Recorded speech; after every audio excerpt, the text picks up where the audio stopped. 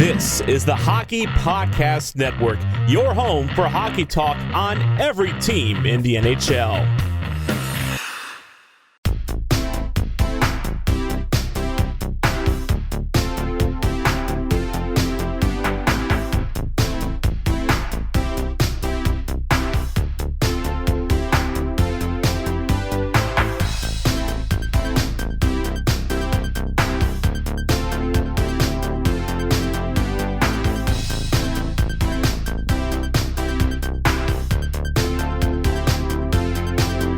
Welcome to Offside by a Mile, the podcast for anything and everything Colorado Avalanche, and the official Avs podcast for the Hockey Podcast Network.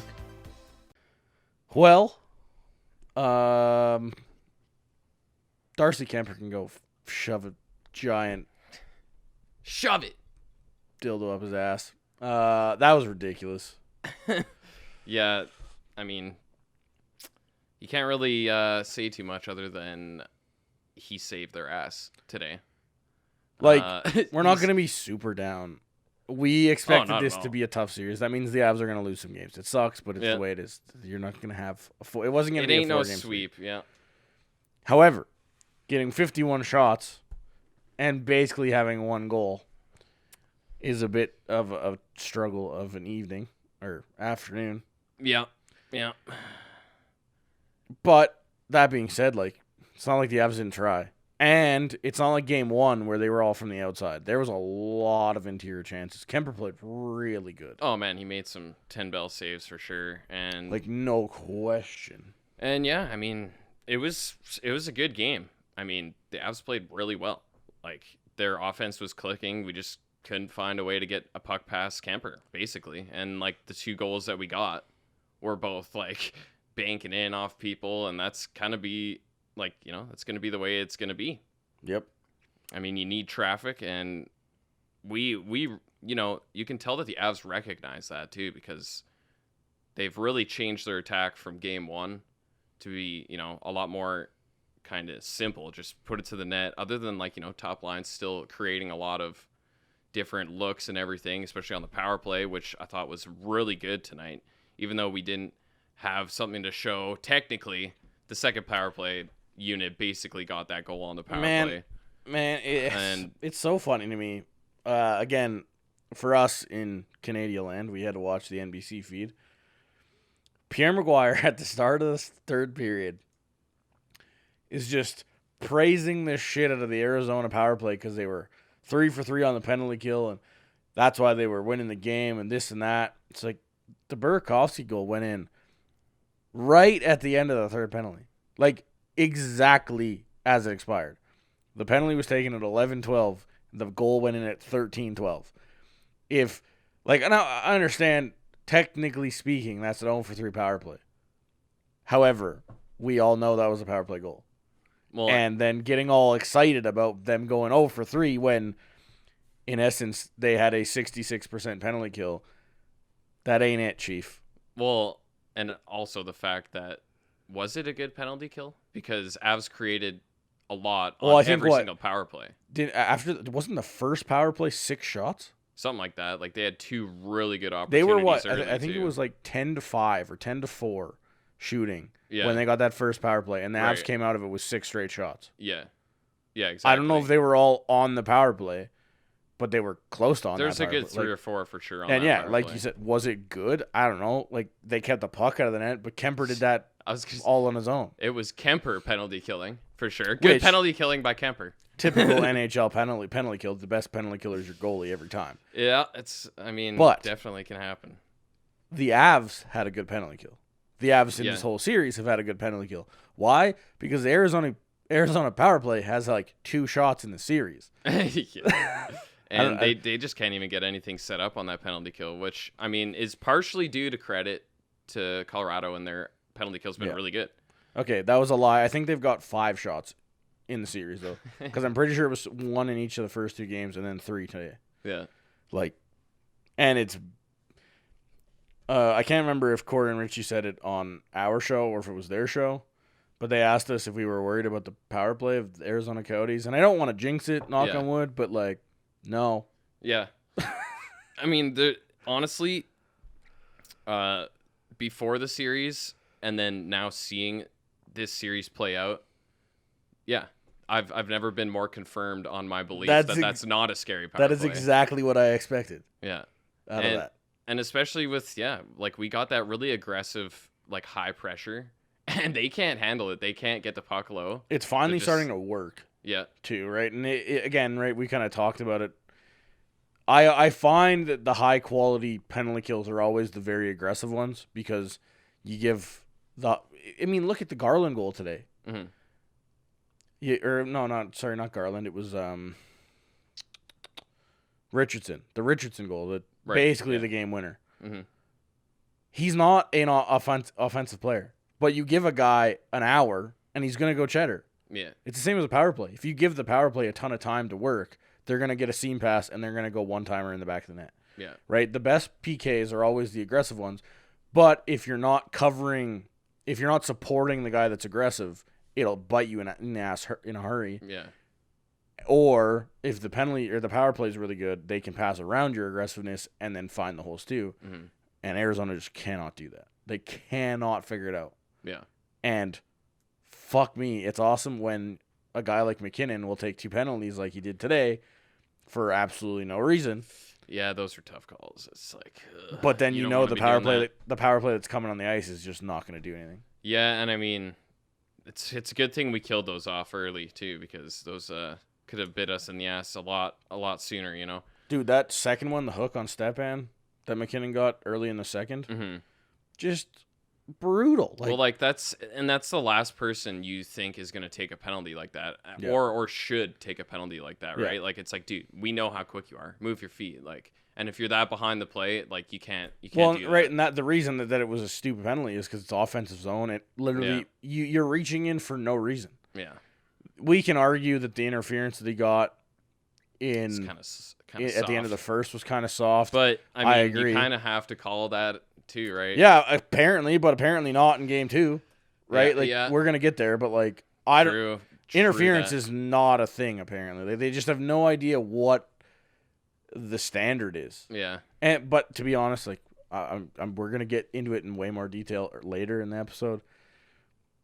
But I think the only thing in my being that makes that not a penalty is that both refs on the ice somehow didn't see it in game 2. That second goal, that super huge interference. Right. That's the only reason I think that wasn't called, was they didn't see it, which is terrible and it's inexcusable that it's in front of the net and it wasn't seen. Yeah. But that's just what I think happened. I feel like, again, we talked about it before, the refs are just as rusty as the players. And shit happens. You'd hope that they didn't see it.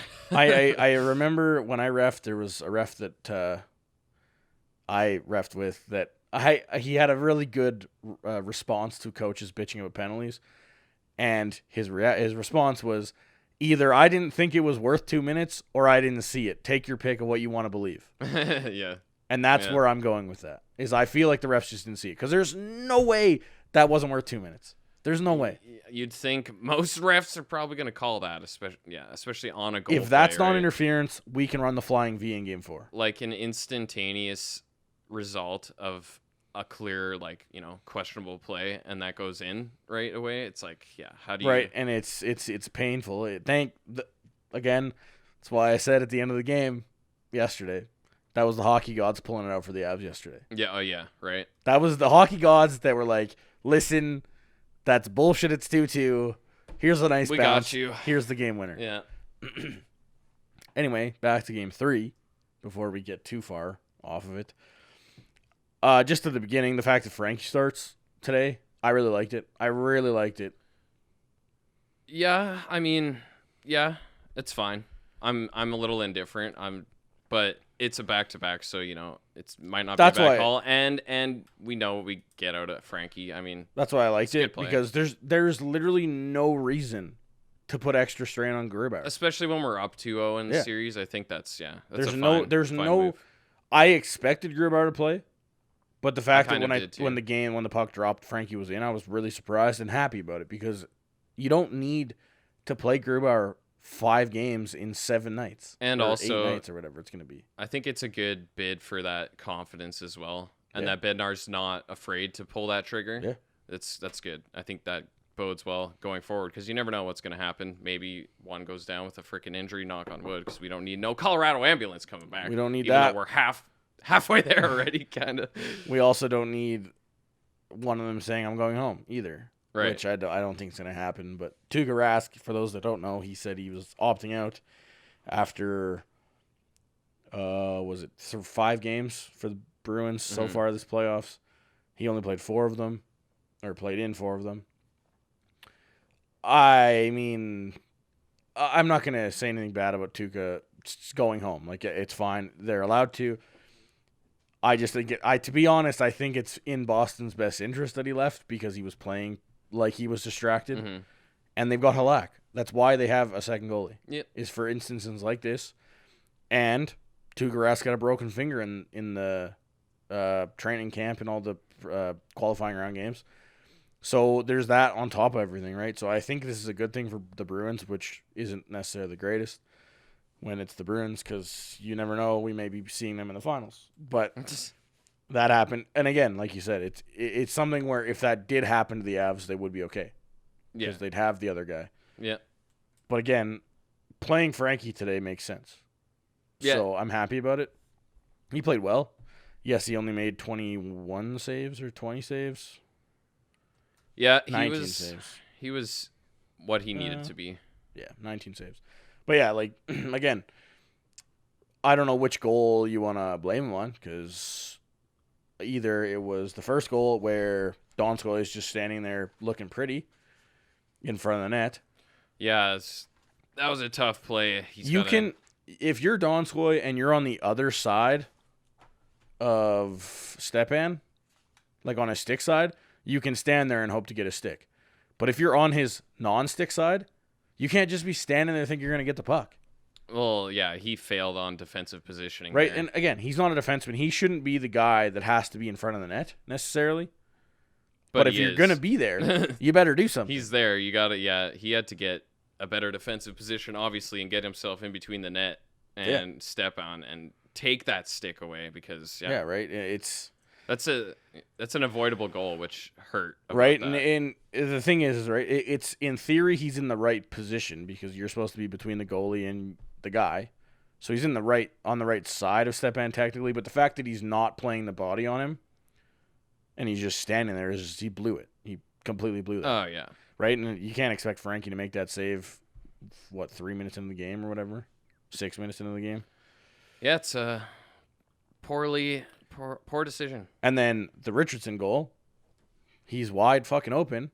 And I've seen a couple of things. I've seen, I think it was Kadri was a really late change. So he kind of, but Landeskog came up for Kadri. Landeskog was in front of the net. Now you can give it to Landy a little bit because he over back checks and he goes into the front of the net where I think it was Zadorov already was. Or somebody, one of the Avs defensemen was already in front of the net, and Landeskog just decides to double team this guy that goes in front of the net, which leaves Richardson open. But then if you really watch the play, it's McKinnon again. McKinnon did, offensively he was okay today, but off the puck he was not good. And you just watch him, and McKinnon's just back-checking on nothing. He's literally back-checking to a spot on the ice rather than the guy that's wide open. He's the last guy back, and rather than playing the man like Richardson, he just plays the middle of the ice that is not a dangerous spot at all. Yeah. Right? And I'm not saying it's fully, again, he's last man back, so technically speaking, he's got the last defenseman that's coming in the zone too. But that's not how this works. When Landeskog decides to double team him, and yes, the change is bad. The change at the bench is bad, and that's where the whole thing falls apart. Mm-hmm. But I find it weird because at least Landeskog's taken the scariest guy on the ice. But it's the fact that McKinnon just doesn't – he's just not aware of Richardson being a dangerous shot, just a dangerous spot. Yeah. That being said, great pass by Garland. Definitely. Great shot by Richardson. Yeah, it was a nice goal. Frankie got owned. And, it was a really good placement of the shot, just outside the shoulder. Oh, yeah. Really good. Top really short side. Really hard one for Frankie to make. Yep. Again, not gonna blame Frankie on that one. No, definitely not. And then for the Avs offensively, it was just a struggle all night to beat Kuemper. Yeah, I mean, right? Burakovsky's was tipped. The fucking Landeskog. To me, it's Landeskog's goal. oh the 3-2 goal I should think be it goes Landeskog. off his leg, but It's triple on- bank. It's on NHL.com right now as Rantanen, which I think is wrong. Yeah. Which actually, if it is Landeskog, it'll make McKinnon not get a point, I think. Mm. Which means McKinnon's point streak will be over. Doesn't really matter. I don't give a shit about point streaks so they don't win games. Yeah. But yeah, right. Like that puck, that is the most ridiculous goal. And I mean, in theory, it's how you got to beat Kuemper. But A, it's a ridiculous goal, and B, it's after the game's over. Once Makar blows the empty netter the first time, the game's over. Yeah, that was rough. I mean, just like a one-handed stick swing, and it's just like a lapse of judgment there. I don't hate the play choice. Like if he was gonna chip it by the guy, and then also try and give himself a chance to be back if it does hit him. It's just the fact that he goes one-handed and just flubs it. Like it's a poor mental lapse from Makar, which we don't see very often, and it's a bummer. It's not good to see. Yeah, he had a rough last 2 minutes. Then a minute later, he flubs it on the zone keep in and then flubs it behind the net too. So not the best look for Makar at the end of this one. Yeah. It's unfortunate, but at least for him, the Calder Trophy is already voted for. Yeah, I mean, if it was based on playoffs, fucking Hughes is killing it right now. Yeah, so. Hughes is money right now. That Vancouver team in general is money right now. Mm-hmm. Which, hey, let's be serious. Somebody can take out St. Louis. Somebody in the Flames could possibly take out Dallas, and we just got Vegas to worry about. I mean, I wouldn't get that far ahead because I wouldn't they're either. Taking out those teams, and those teams have some but again, clout as well. I'm not exactly scared of. Like again, I guess with Vancouver, it's playoffs, man. Anything it is can playoffs. Vancouver is pretty much freaking Arizona with Markstrom just being a stud. Yeah, he made some crazy Right, saves. it's scary, but I don't know. St. Louis, the reason that Vancouver I think is destroying St. Louis is just St. Louis is just not St. Louis right now. Yeah, them and Binnington, Washington just don't seem focused. That the Horvat winner from last night in overtime, not good. Oh yeah, Not good. Or was it over? I don't even know. Whenever Horvat scored the winner, yeah, it was overtime. I don't know, but anyway, back to the Avs game 3 here. Like, I don't know. It's a tough way to watch the Avs go out at the end because they were pushing. Like that whole third, Arizona was just hanging on. oh yeah, Kuemper was a stud. Wow, surprise. yeah. I mean, that's gonna be the toughest cookie to crumble, man, for sure. They got the dam to break once. I don't know if it's going to break many more times in this series. We knew that he would be able to steal at least a game, for sure. So there's the one steal for sure. Yeah, that one is definitely a steal. But yeah, I mean, I think a big positive note out of this game is special teams and how prominent they were too. Like especially in the first period, that kind of set the tone for the entire game. Because, like McKinnon did come out flying earlier, like early on, and gave Makar a nice setup there, and Kuemper made a really good save. But everyone else, I felt like Makar and McKinnon were the only Avs that were impressing me in the early first few shifts. The first few shifts were rough. Yeah, and we didn't really quite have our feet under us, and it's just not like the response we wanted at the start of the game. But then once we get that first PK to start with Jost getting that early high stick, which is like another stupid call, man. I don't know what you're doing. Cross-checking someone in the face at the side of the net. It's just kind of error of judgment for sure again. Not the greatest penalties for sure. But our penalty kill was really, really good. Aggressive, and just like the first PK was just easy clears, aggressive, not letting them do anything. And then right after that, McKinnon comes out following that PK. Gets man, like he was blowing me away with his agility again today. He was flying in that first period, doing stops and starts, making people blow tires, and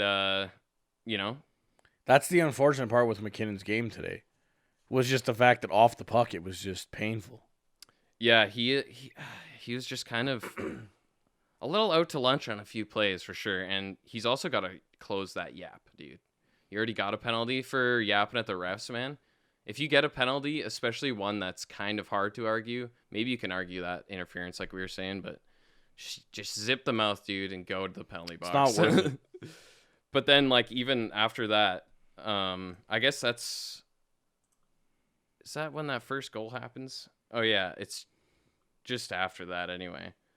But, like, you know, the goalie interference call that we get at about 8:30 left or so, whatever it was, super good power play again. Dude, the first power play was studly.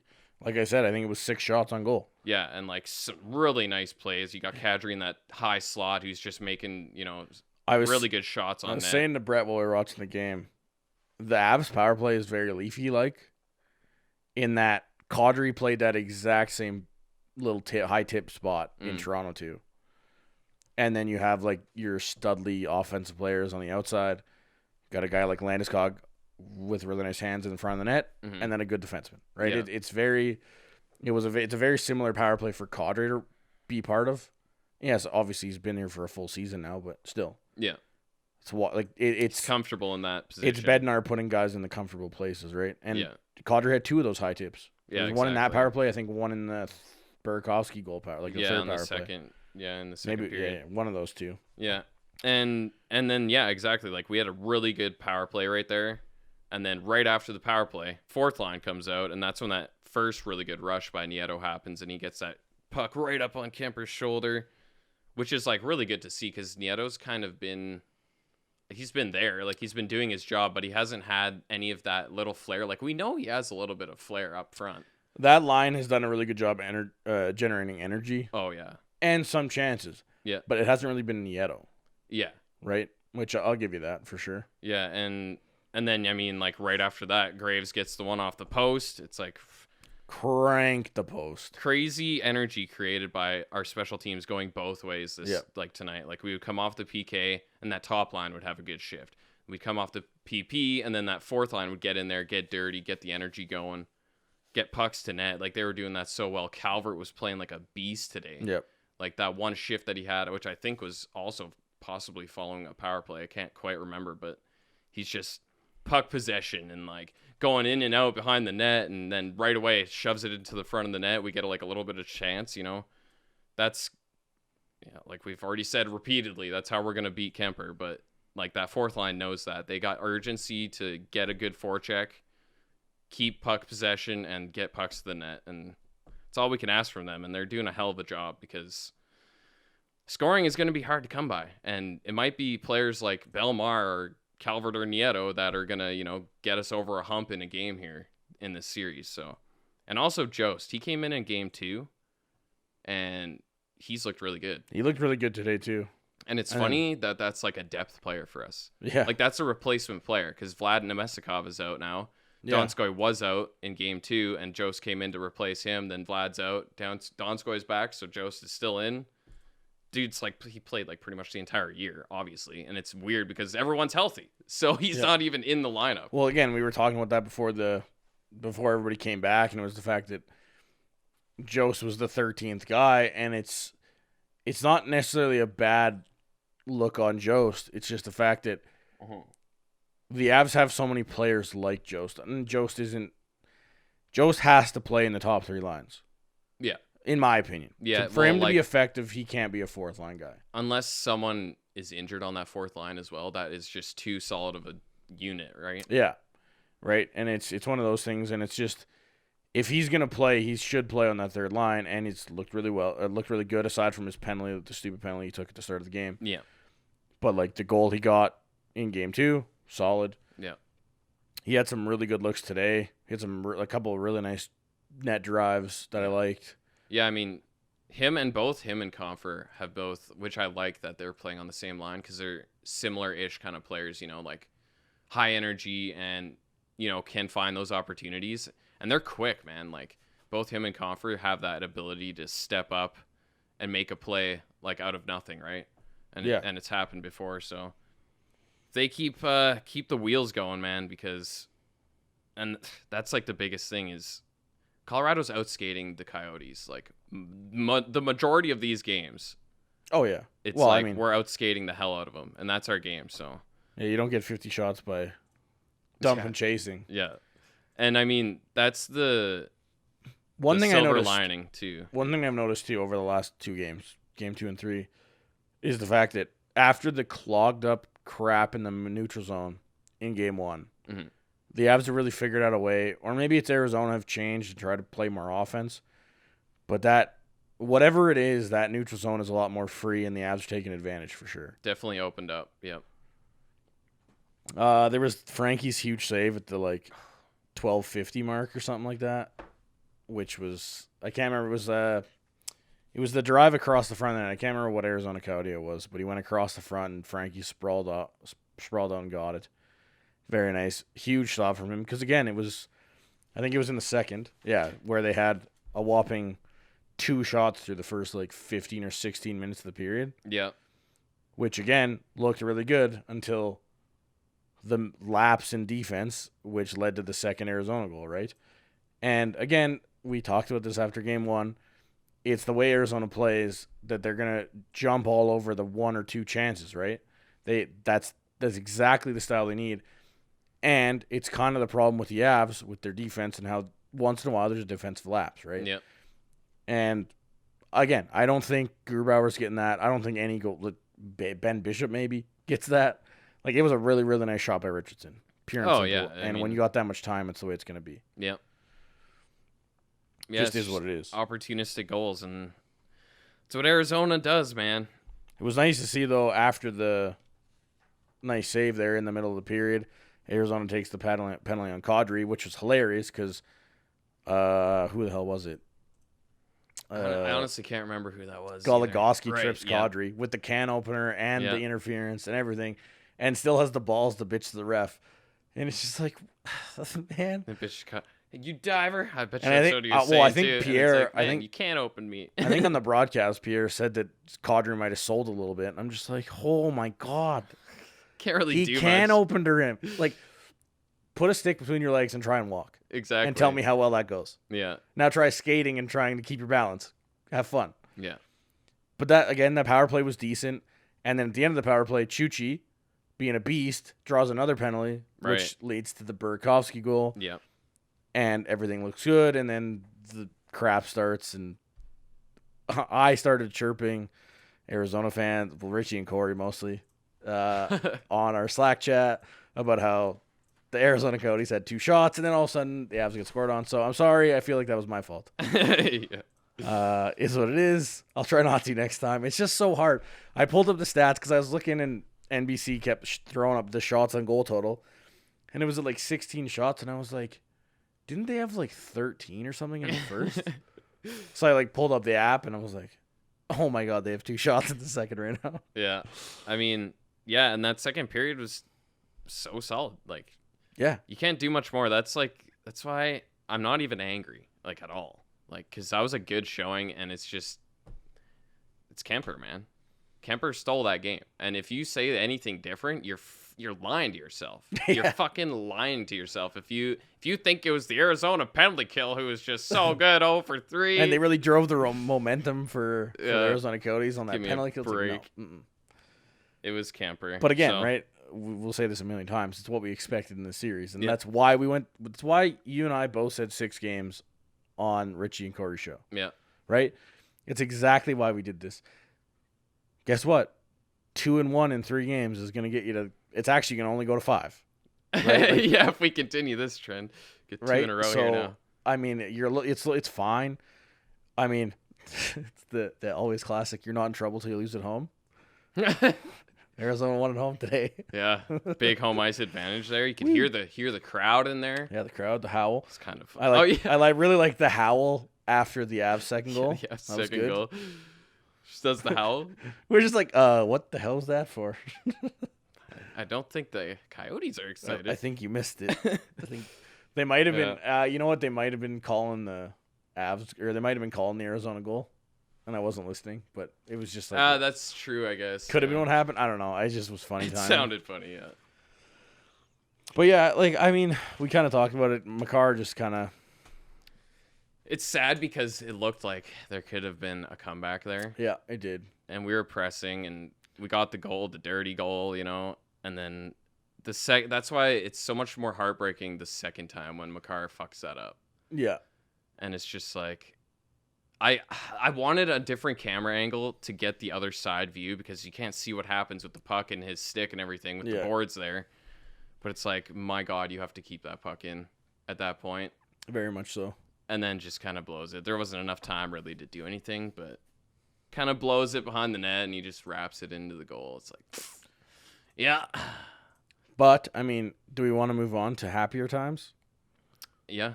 Game 2, much happier, Yeah, game 2 is much more solid version of the Avs, at least. Just the fact that, well, obviously it was 2-0. But yeah, again, it was another one of those games where it was just back and forth, and a whole lot of Kuemper being Kuemper. Yeah. And painful, and more pain. But eventually they break through. Who was it that scored the opener? Yeah, Nate on his freaking crazy rush. Right off the bat. Yeah. Right. Yeah. The I'm not going to shoot today, and also I'm going to score today. Yeah. Yeah, he came out with a statement at the start of game 2 there for sure. Mm-hmm. And also to note, and it looked like they pretty much kept it the same all night tonight, but that big line got shoved back together in game 2. And then they put double Vlad and the Nas on the second line. And then Which was kind of a out decent, and Jost was in. Yeah, kind of a decent lineup change, lineup shuffle. Yeah. I could tell right away, too, in game 3, like, we're missing Nemestikov. He has been so good. I really hope it's not super serious, but yeah, I would assume it's concussion related if he's out today. Just because the way he kind of stumbled after he got up. And, I mean, it's not as bad as Matthew Tkachuk's concussion because he looks like he is concussed. Yeah, for sure. Which I couldn't believe he was a game time decision. Like, yeah, that's okay. the old playoff game time decision. Is he a game time decision? Make sure you plan for Matthew Tkachuk just in case. Yeah. But yeah, there's really good pace to start game 2, and Nate comes out that flying goal, man. Posting in. Yeah. And they did the breakdown on the NBC feed, and it was just everything about that goal. The little bank pass from Landeskog off the boards. Mm-hmm. Perfect to McKinnon. Just full stride. Like, send her, bud. Doesn't even think about it. Oh, man. Also, game 2, Hull really woke up. He was actually looking like Hull, in my opinion. Like, he's been there at times in this series, but in game 2, he like really showed up. I expected him more like to show us a little bit more in game 3. He was kind of there a few times, but he isn't really creating like you'd think he could. I feel like Arizona fans will tell you this has kind of been the Hall era in Arizona, where it's kind of been lackluster at times. Also, the fact that Taylor Hall isn't necessarily the playoff kind of stud that you hope he could be. Yeah. Since he's been in the NHL. He hasn't had a whole lot of experience, but... Experience, you know? He's just got to be there. He's got to be a little bit more hard-nosed. I don't know. I haven't seen enough from him to be impressed at all. No. But he was good in that second game. He was pretty good in today in game 3, too. Yeah, he had some good looks for sure. But yeah, I mean, the first period looked really good. Like our forecheck was on top of things in game 2, and the cycle was looking good. And I mean, the Coyotes though, they really, brought their tempo up a hell of a lot more in that second game. And like that second game was so entertaining. Oh my God. Just like the level of pace to that game was insane at the start. What did they say? There was like 5 extra whistles or something in the first. So there was the 2 goals, and then there was like I think 2 penalties. Yeah, the 2 goals, the 2 penalties, and 5 other whistles. Yeah, like in the first. There was, and in the second it kind of continued. Yeah. Like there was big lengths of time, like 5-6 minutes where it's just back and forth, save down here, back the other way, and yeah, like real quick game. The game clock was running down real quick. Yeah. It's like, holy shit, I got to pee, man. It's Oh, been like man. 15 minutes I was since dying. the freaking whistle. What am I going to do? Trying to find the face-off stats, but I can't at the moment. Oh, yeah.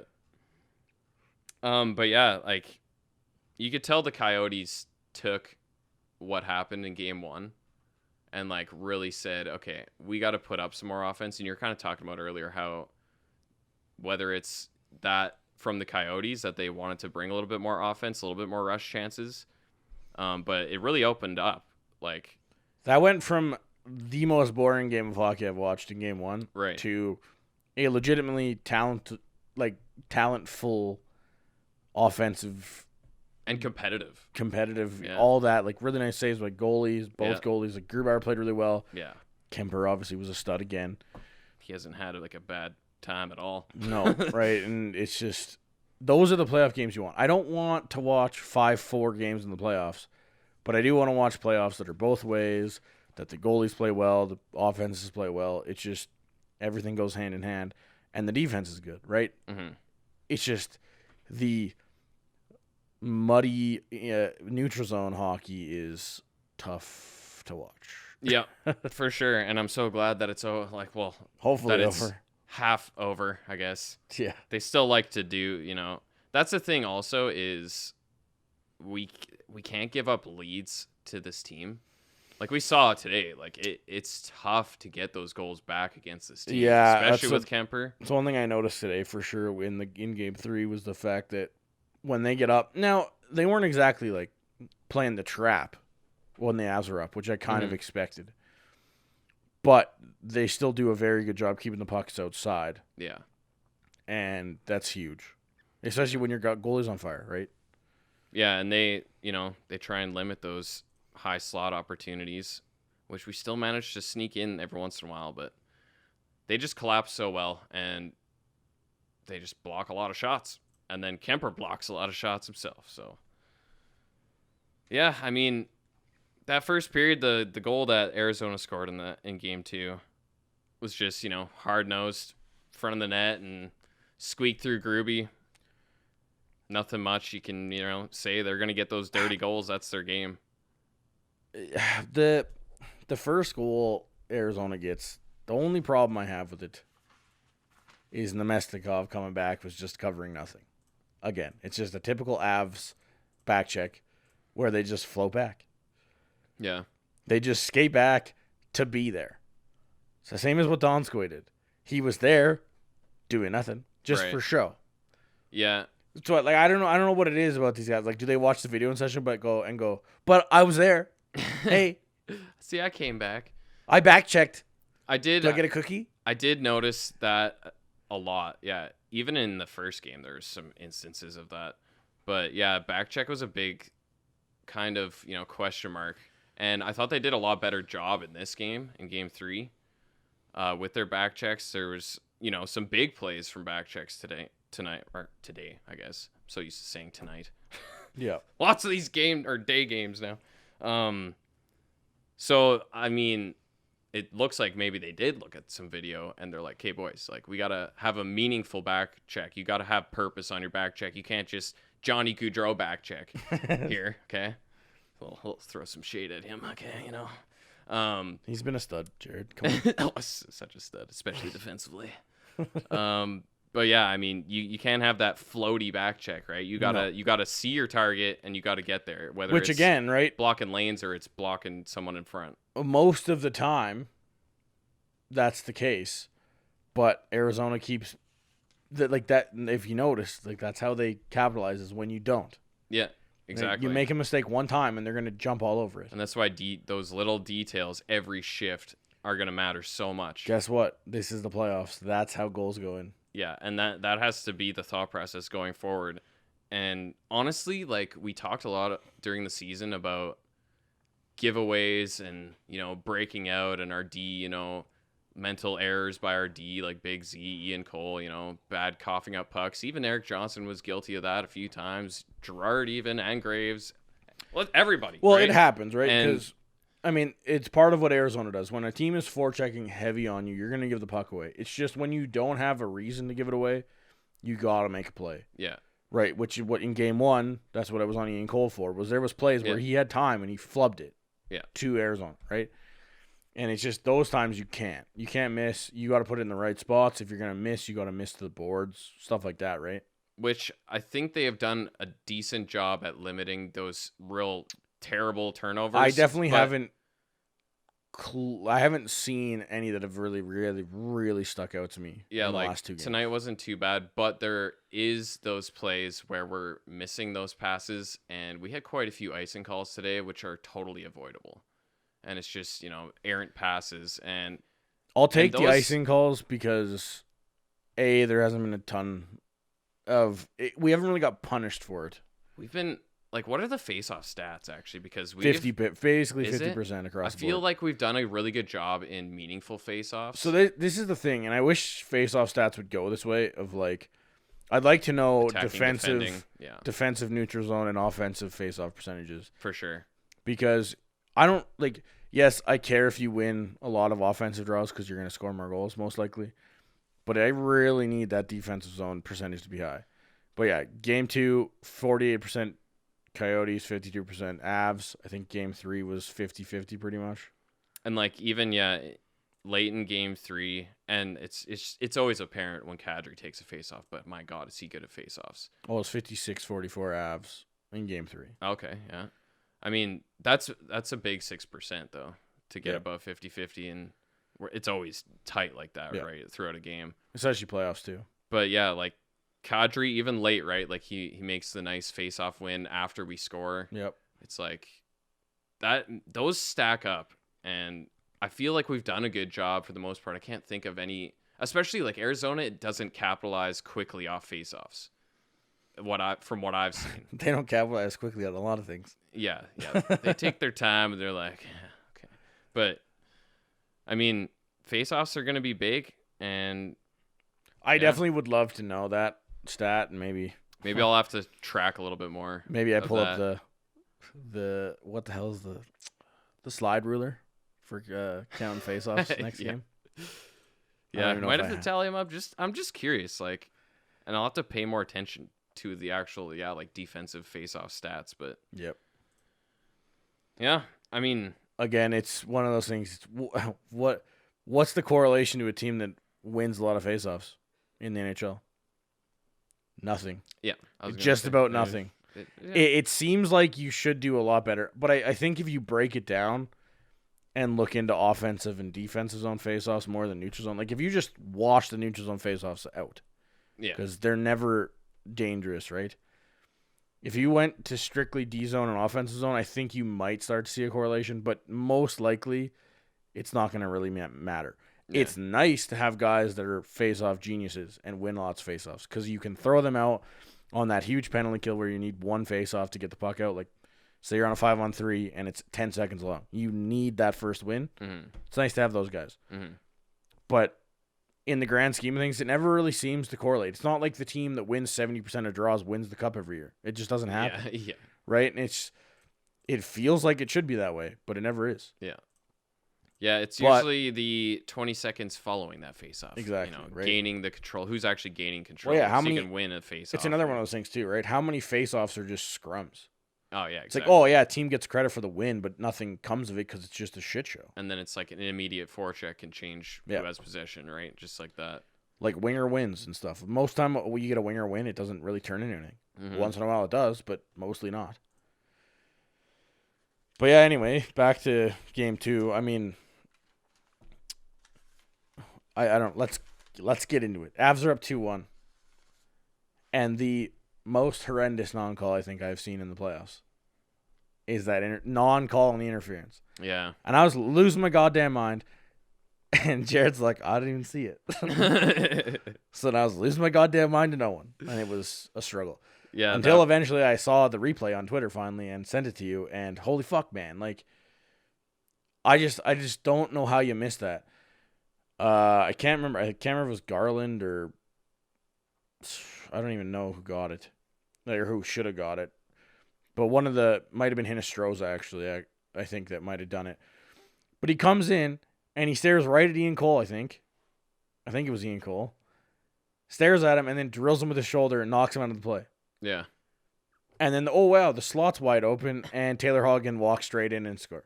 Like, or not Taylor Hall, sorry. For some reason, my stats are wrong. Grabner. Yeah, Grabner walks right in and scores. Yeah. Yeah, and it was like instantly following that. I guess we kind of already talked about this a bit, but like, I don't know how you miss a call that literally results in a goal. Yeah. Like literally result. Like, could we like fucking coaches challenge that? Well, I saw somebody. Like, we can challenge goaltender interference. Could we fucking do player interference? It was cool. Yeah, I saw somebody tweet it. I wish I would have kept it. I would like to throw them a shout out because it was a beautiful tweet. But it was like, can we challenge goaltender interference? Goaltender, yeah. I was like, yes. But seriously, but fuck like, my life. Why did this happen? Like, I don't understand that non-call, especially when there's been all these interference calls previous to that, for sure, that we had seen and been like, oh, that's a soft interference call. Yeah, and it's like I've talked about it. It's the plays that they got to call the interference because it changes how the puck possession happens. Yeah. But at least it doesn't open something up wide open. Like, this one is so blatant. I just can you imagine if that's a fucking series-winning goal? Like, imagine that's overtime, dude. Like, the whole league should be upset that that's a goal. Because what the fuck? Like, that's completely against the rules. Like, man, that's like blatant. And I don't understand. Like, that. I don't want to be the guy that just bitches and moans about the refereeing, and I haven't. We've been good.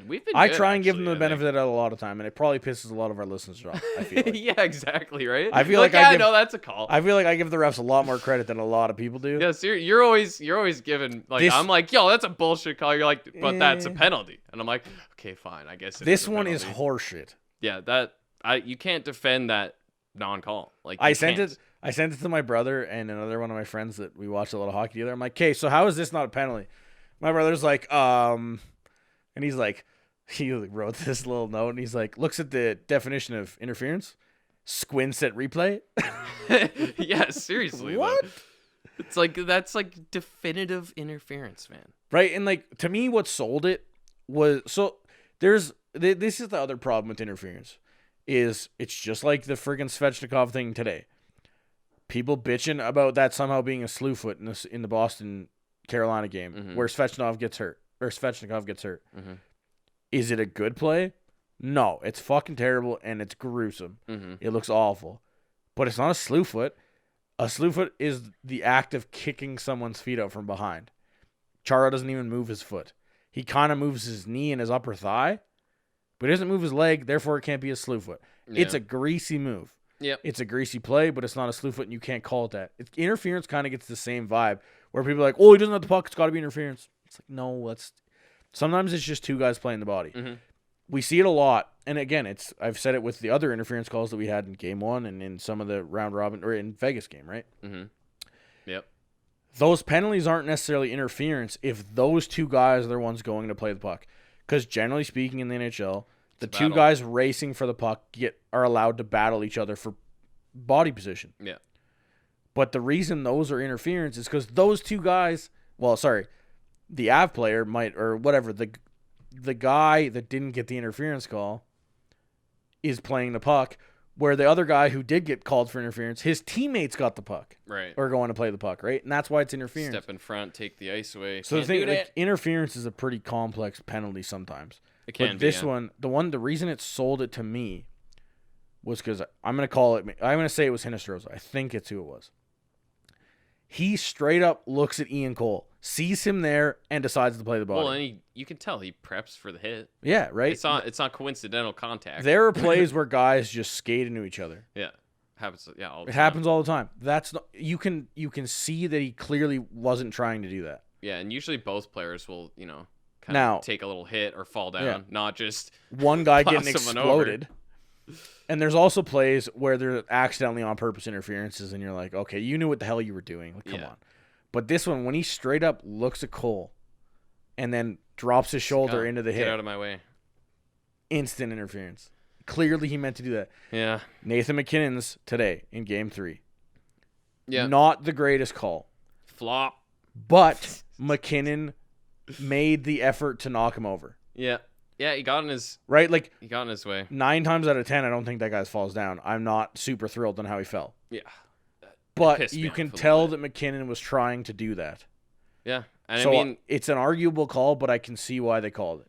and the reason I don't care about that little bit of embellishment, to me, that's fair embellishment because players will try and get a call, right? Like, Yeah. And if someone's doing something illegal to you, you're trying to give the ref a little bit more notice. Like, this did happen. I'm not saying diving's okay. Like, I don't want this to be soccer. Oh, exactly. But it's just when someone interferes with you like that, that's fair. I was just blown away that interference call didn't get called. Blown away. I mean, yeah, because that can. Thank God, like you said earlier, that we won that game Hockey gods, love you, man. Because love you. I can't imagine, and this better not fucking happen again. Honestly, refs, like that can't happen in the playoffs. You can't be missing calls that are that blatant. Well, and that's right. Like I said, that's a series deciding goal. I'm fucking done. Like, I'm fucking out of here. Like, it's one thing to miss a call that's kind of behind the play or whatever. But at the same time, when you have two officials on the ice, there should be no behind the play. And there really isn't anymore. Especially right in front of the net. And the thing is, too, with these refs, they're the way they're trained, it's generally speaking, the deep guy watches the puck in the corner, and the high guy watches the front of the net. Mm-hmm. I don't know when they got crossed up, but that's what I feel. I feel like they both were watching the corner. It's like, they're both watching play and no one's watching behind the play. And the thing is, if you're not watching that play in front of the net, if that's out of the corner of your eye, it looks like they just ran into each other. Yeah, it could if you catch it late too, right? Right? Because the same thing, you could think Ian Cole is going to play the interference, and he got the worst of it, so then of course you're not going to call it. Yeah. But if you're watching it, there's no way, I don't think. That's why, to me, it's... Which is tough because it's a guy driving the net, too. Like, you have to be watching. That's what I mean. That's like... I find pre-goal scored. What happens? You can be pissed. Like, I'm pissed off that if that's the case and there wasn't a guy watching that. Yeah, it's brutal. The thing is like it's bad either way. That's what I was gonna say. Like, what's worse, the guy wasn't watching it, or the guy was watching it? Yeah. Because if he was watching, oh my god. I think it's worse if he did see it. You know, like, that's why I'm hoping he just. I don't didn't want see that it. shit. Yeah. Right. Get those refs off the payroll. Get them out of here. But yeah, I mean, is what it is. That's their session for bitching at the refs. Yeah, like I swear, I try not just to be once, this guy. Just once. We haven't done it like at all. Okay. Like, I don't know if anybody of you guys were following the Canucks game last night, but Tom from Blue Notes was losing it at some Canucks Twitter people. Holy! There was a big thread of just somebody had the balls to say, clearly the NHL just wants St. Louis to win, and I was like, oh right, what? I remember seeing some of that. So then I had to talk to Tom about it, and oh man, there was some really good back and forth in there. Holy. Yeah. Anyway, the funny part about it though was at 13:04, so just after the goal, the Avs get a power play because of a horrendous call on the Arizona Coyotes. I think it was an interference call too, actually, or maybe it was a hook or something. I don't know. Yeah, it was Chychrun interference on Calvert. It was bad. It was bad, and it was bad enough that the guys on the broadcast and myself were like, was that a makeup call? Right. They're watching the replay like, oh, shit. Oh, oops. Oopsie. But then the Avs just couldn't do anything. Like, the start of that power play was awful, which is unfortunate because it's like, man, you guys got to get this back. They basically gave you the power play to get it back. The start of the power play was rough. The middle was okay, but I don't know. It was okay. Kadri hit the post in that power play too. Right. But it was just one of those things. It was you got to really hammer it in right from the beginning of that power play just because of how you just got fucked. Mm-hmm. Yeah, the power play definitely not as sharp in game 2, which was such a good sign to see that we had an effective and like energy producing power play today. Tonight yet. Now it's kind of tonight. When was it? Oh yeah, that's right. Was it? I just wrote. I had it. It wasn't 13:04. It was 17:40. I think was the bad one. I don't know. Maybe it wasn't. All I remember is I wrote at 7:41 there was a brutal interference penalty. And yeah, sure was. Yeah, and I mean we ended up in that second period taking gave Arizona quite a decent chunk of 5-on-3. And I mean, we gotta tighten up a little bit with these stick infractions and lots of interference calls, and we've had quite a few high stickings. high sticking going both ways too, because Arizona's had their fair share too. But right, everyone's just got to collect themselves a little bit more. To me, it's the rust, right? Like that's the stuff that's rusty. Yeah. Is the stick control and stuff like that. Just passing. Being disciplined, keeping that disciplined mentality a little bit better. Because like especially like giving Arizona these power plays, you're allowing them to have the possibility of injecting a little bit of energy back into their offense. Yeah. When a lot of these times when these penalties are taken, the Avs are pouring it on. Like it's happened so many times. We're pouring on this pressure shift after shift, and then we get a stupid tripping or hooking or high sticking, interference, all the garbage calls that you just don't want to see. And it's like you're giving them a chance. So, I mean, there's really, honestly, that's the biggest thing I can bitch about with the Avs game in the last few games. I mean, there's really nothing other than that is really pissing me off. But that's got to go, because if we get through this series, if and when, I'm going to say, okay, I've got confidence. But if you get through this series and you end up playing a team with a better power play, like Vancouver, it's going to kill you. If we have to play Vancouver and we fucking take those kind of calls, they're going to make us pay. Yeah. For sure. So we gotta brush up on that for sure. The Rantanen penalty that he takes at the end of the period is brutal. They called it roughing. It's elbowing all day. Like, Rantanen just elbows him in the face. No question. Yeah. You can reverse hit. That's fine. Ish. I mean, like, except it's for fine. The old Kachuk. Yeah, it's fine in the away. NHL to reverse hit. I don't know. It's not. I love it's gray area interference, but it never gets called. So we're gonna say it's okay. Yeah. But chucking your elbow in the guy's face while reverse hitting, not good. You're getting a penalty every time. Yeah. And then there's just nothing in the third for penalties. It was just like, okay. Like Taylor Hall gets the trip at the end of the game. It's like, well, that's great, but I mean, 48 seconds left. Yeah. Or wait, was that right at the beginning? Or was it the end? I can't. I guess we had a PP No, that would have been at the beginning. That right would have been at the start, beginning. Sorry. right? Yeah, that was Taylor Hall. Third. Yeah. It's the 0048. I figured that was 48 seconds left. Wrong. No, yeah, right. So that was at the beginning. But yeah, in that third period, it just like tightened right up. Yeah. Because that game was free flowing as hell for the first, I don't know, period and 3 quarters.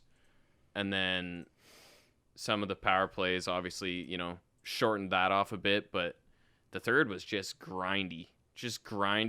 Coyotes tightened right up again. I mean, they started to expose some weaknesses by getting some takeovers in the D zone, like in Colorado's D zone, and they just played a lot tighter again. But yeah, it was about halfway through, and Nate just starts flying again. Freaking, he's always like that too, right? Like you can feel that there's a little bit of a lull in the offense, and then Nate's like, all right, I gotta have a big shift here, and he just goes off. Like, my God, he's crazy. It's just like, when he's like in his mode of just, I'm gonna go fast. Nobody can touch him. Sometimes. Nobody can touch him. Like, he's just like, oh, I got a defender on me right here. I just put on the brakes. Oh, I'm out, and the guy just like falls. Like, yeah. But he brings all that pace back up for the Avs, and yeah, I mean, we got some good pressure midway through that third in game 2 for sure.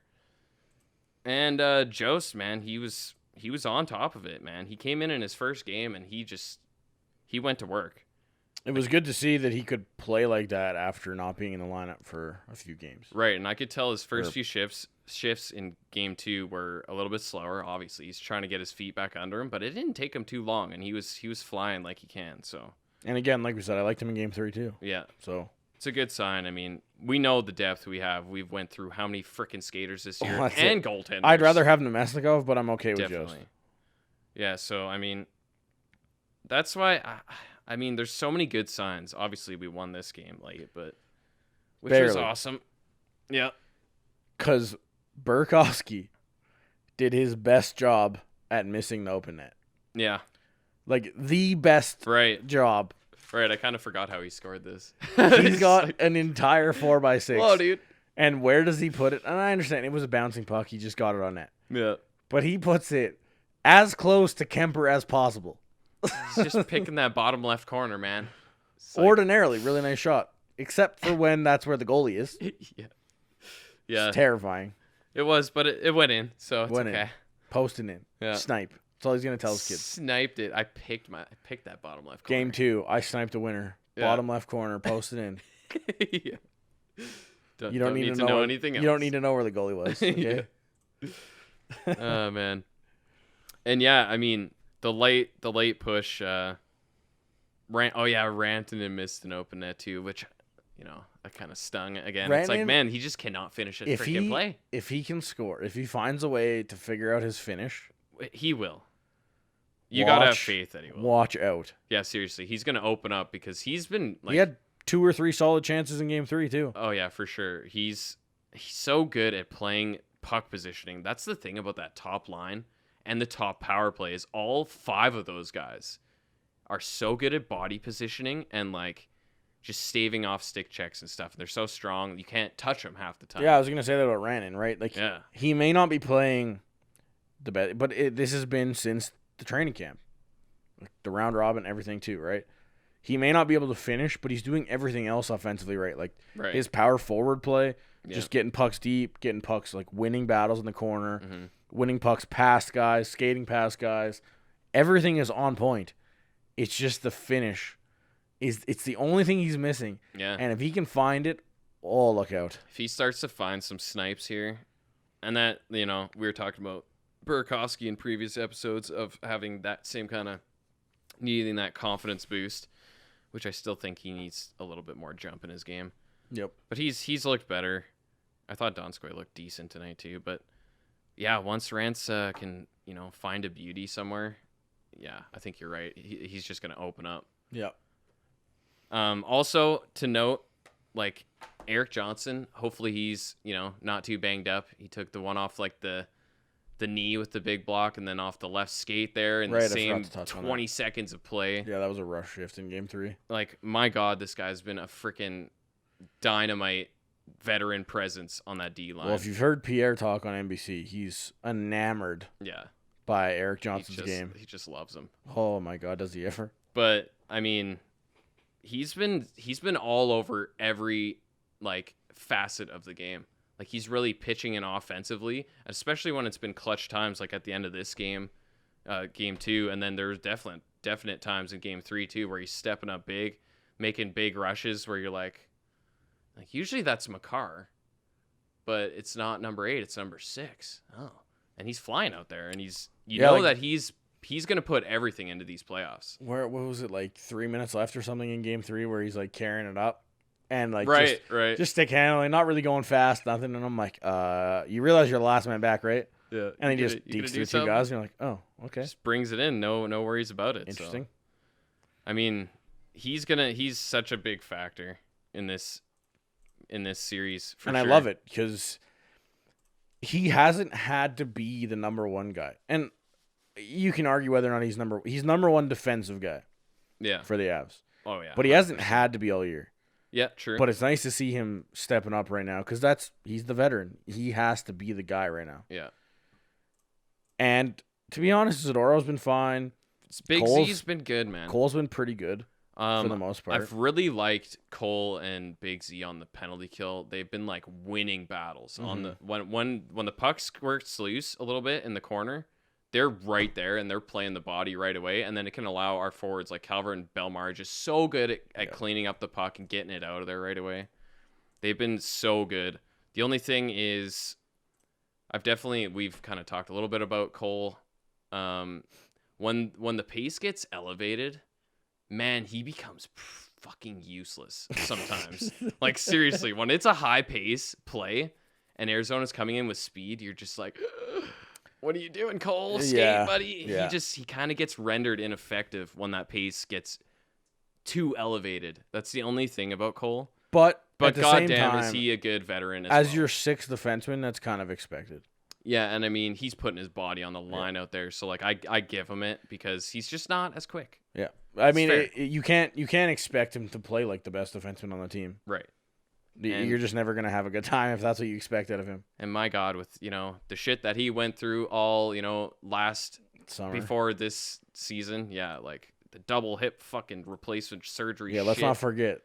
Like like a 60-year-old fucking would have this operation, and Ian Cole's here in his fucking early 30s. Yeah, something like that. And he's fucking getting this shit, and then he's coming out and he's playing hard, man. So that being said, yeah. Game 4 goes Monday, 3:30 Mountain. Monday, a little bit later of a start, I guess. So same as Game 1. Yeah, I guess that's true. Which hopefully doesn't mean Arizona's going to go back to Game 1 because I can't deal with that. Yeah, I'm glad it's later though because this maybe that's part of what was the problem with the Av start today was the fact that it was early and not as early as Game 2, but still. You could maybe give them that excuse, back to back. It's back to back 2 afternoon early games. Yeah, it would be really hard to get used to afternoon games. I think in the NHL. It's got to be odd, especially the Avs are like only playing in the afternoon. Yeah. Like all the starts have been 4 or 5 o'clock. Trying to think that, and I'm trying to think of how many matinees they had this year. Yeah, not too many, right? Maybe 1 or 2. Yeah, it wasn't very many at all. Yeah. So there's that, but it's no excuse. The other team's playing with the same shit. Yep, exactly. So, I don't know. More prime time action ish, more prime-ish time. Prime-ish at least time on Monday. Yep. We unfortunately are not going to be able to do a live episode because Jared and I have baseball after the game. Yeah. But shit, we might miss the end of that game. Fingers crossed. I'm just gonna stay and watch it anyway. Might be a little late, boys. I'm just gonna watch it on my phone on the bench. Yeah. You guys can go play defense. I don't care. I'll just swing. I'm sitting this inning. But go Avs. Good luck on Monday, and we will catch you after the game on Wednesday. Keep her going. Adios. The biggest thing you can do to support us is by going to iTunes or Apple Podcasts and giving us a 5-star rating. Also, if you're looking to donate to the network, visit the Hockey Podcast Network's Patreon page. All donations go straight to the podcast host. Thanks, and see you next episode. You're listening to the Hockey Podcast Network on Twitter @HockeyPodNet. New episodes every Monday and Thursday. Download at thehockeypodcastnetwork.com or wherever you get your podcasts from.